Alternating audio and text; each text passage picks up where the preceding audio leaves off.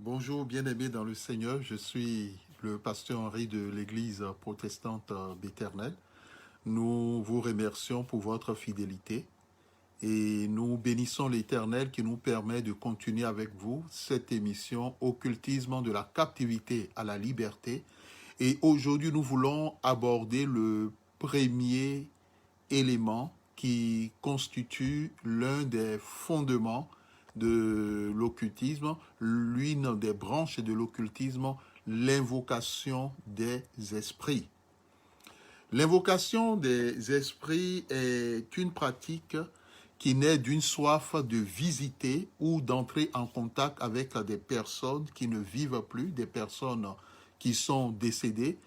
Une soif aussi d'entrer en contact avec l'invisible ou le monde surnaturel. D'autres diront le monde parallèle.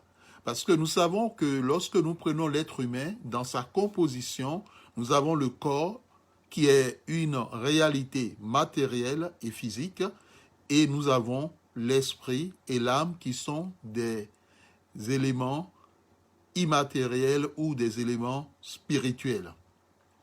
La grande majorité de ceux qui entrent en contact avec des esprits ne savent pas qu'ils communiquent avec des esprits 1000 fois plus puissants qu'eux.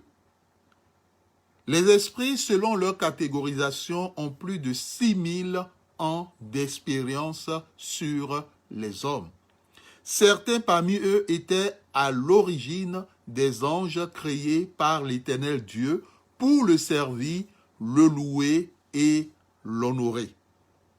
Et parmi ces anges en question, il y avait Lucifer qui avait le privilège que les autres n'avaient pas. Mais dans sa rébellion contre Dieu avec d'autres anges, Lucifer a été précipité sur la terre. Ce qui explique pourquoi la Bible nous invite à comprendre que le diable non seulement a été précipité, mais est capable de se transformer en ange de lumière dans 2 Corinthiens 11, 14. Lorsque nous lisons Apocalypse 12, à partir du verset 7 et suivant, on nous parle de cette guerre qui a eu lieu dans le ciel et Michel a combattu le serpent, le dragon, a combattu les anges qui étaient avec lui et Lucifer n'a pas été trouvé le plus fort et il a été précipité.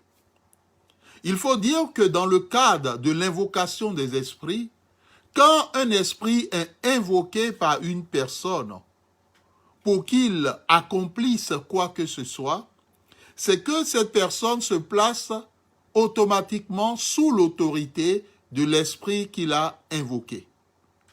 Et sa vie est immédiatement placée sous la malédiction. Et cette malédiction se tend non seulement sur la vie de la personne, mais ces malédictions ont la capacité, le pouvoir d'affecter sa postérité. La personne qui invoque un esprit, la personne doit comprendre que l'esprit invoqué a cette tendance souvent à rentrer dans le corps de celui qui l'a invoqué. On peut prendre à titre d'exemple dans l'histoire des religions, ceux-là qui invoquent les esprits et qui, ces esprits, lorsqu'ils entrent dans la vie des personnes qui appartiennent à ces cultes idolâtriques, les personnes entrent en transe. Et nous voulons dire aussi que ces esprits qui sont invoqués vicieux aiment passer la nuit avec la personne qui l'a invoqué ou qui les ont invoqués. Ce qui peut expliquer que ceux-là qui ont invoqué des esprits ou bien qui ont participé à l'invocation des esprits ont des nuits perturbées. Et d'autres même ont des rapports sexuels dans leur sommeil, dans leurs rêves, avec des personnes dont les visages sont connus ou pas du tout. Nous devons comprendre que dans leur œuvre pour étendre le royaume des ténèbres et multiplier les esprits démoniaques, ces esprits qui sont invoqués fécondent spirituellement les êtres humains dans le monde spirituel pour avoir une progéniture avec eux. Sachons que les esprits qui sont invoqués sont directement sous l'autorité de Lucifer, de qui ils reçoivent les ordres et les instructions. De façon générale, les esprits qui sont invoqués agissent de façon subtile, et l'être humain ne se rend pas compte de leur œuvre de destruction en lui, en l'attaquant au début, en attaquant sa santé, sa vie, la vie de ses enfants, ses finances, ses biens matériels, son corps, son âme, son esprit. L'homme devient alors une proie dans la main du diable. Il n'a plus la capacité et le discernement nécessaire de saisir ce qui lui arrive.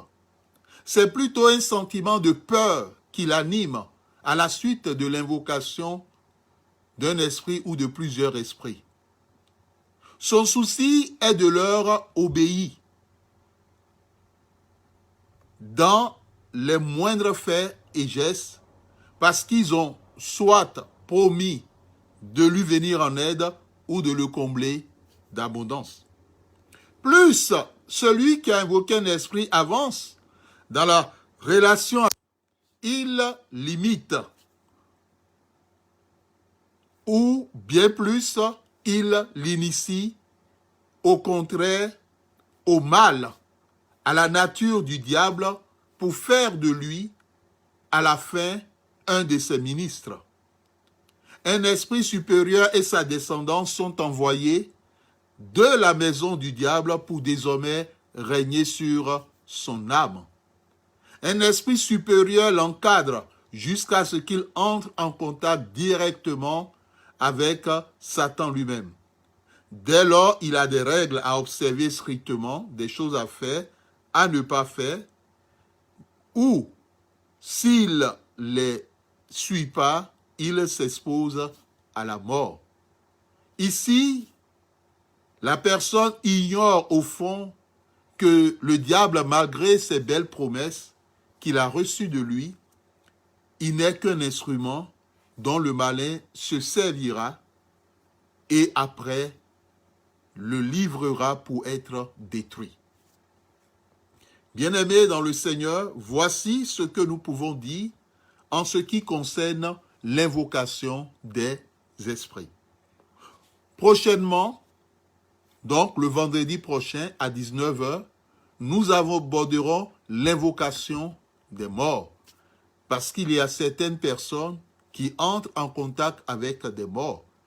Et il faut comprendre que dans plusieurs nations, cela est courant, comme en Haïti. Cette facilité d'entrer en contact avec des esprits de personnes disparues est quelque chose qui a cours. Mais c'est une donnée qui est très dangereuse, avec toutes les différentes conséquences que cela peut entraîner. Bien-aimés dans le Seigneur, c'est le pasteur Henri de l'Église protestante d'Éternel qui vous a présenté cette émission Occultisme, de la captivité à la liberté, en abordant le premier point, la première branche de l'occultisme, à savoir l'invocation des esprits. Pour nous écrire, epbe77@gmail.com. Merci bien-aimés, vous qui nous avez suivis. Portez-vous bien. N'hésitez pas, si vous avez des questions, à répondre directement dans les commentaires. Que l'Éternel vous bénisse. Au revoir.